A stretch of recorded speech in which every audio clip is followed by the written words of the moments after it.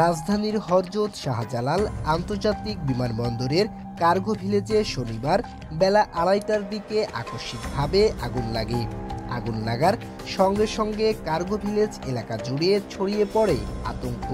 মুহূর্তের মধ্যেই কালো ধোঁয়ায় ছেয়ে যায় পুরো এলাকা।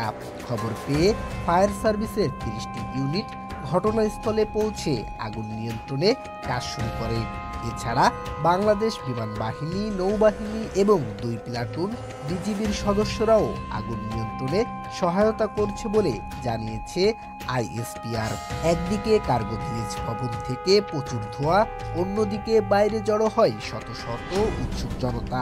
বিমান বাহিনীর পক্ষ থেকে মাইকিং করে সাধারণ মানুষকে নিরাপদ দূরত্বে সরে যেতে বলা হয়। আমি যখন এখানে ছিলাম, আমি মাইক্রোর উপরেই ছিলাম, হঠাৎ করে দেখি কালো ধোঁয়া।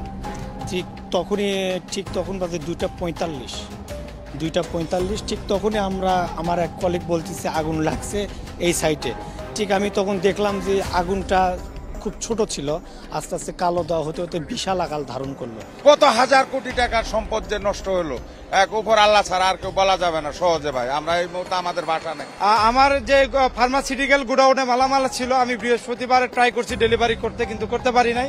ভাবছি রোববারে করব। প্রায় আমার $75,000 ফার্মাসিউটিক্যাল মালামাল ছিল, পুরো শেষ। অগ্নিকাণ্ডের কারণে বিমানবন্দরের সব ধরনের উড়োজাহাজ ওঠানামা সাময়িকভাবে বন্ধ ঘোষণা করা হয়েছে বলে জানিয়েছেন বিমানবন্দরের নির্বাহী পরিচালকের মুখপাত্র মোহাম্মদ মাসুদুল হাসান মাসুদ। তবে ঠিক কী কারণে আগুনের সূত্রপাত তা এখনও নিশ্চিতভাবে জানা যায়নি এবং এখন পর্যন্ত কোনো হতাহতের খবরও পাওয়া যায়নি।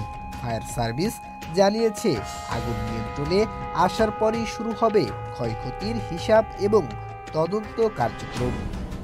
Desk report, voice of tiger.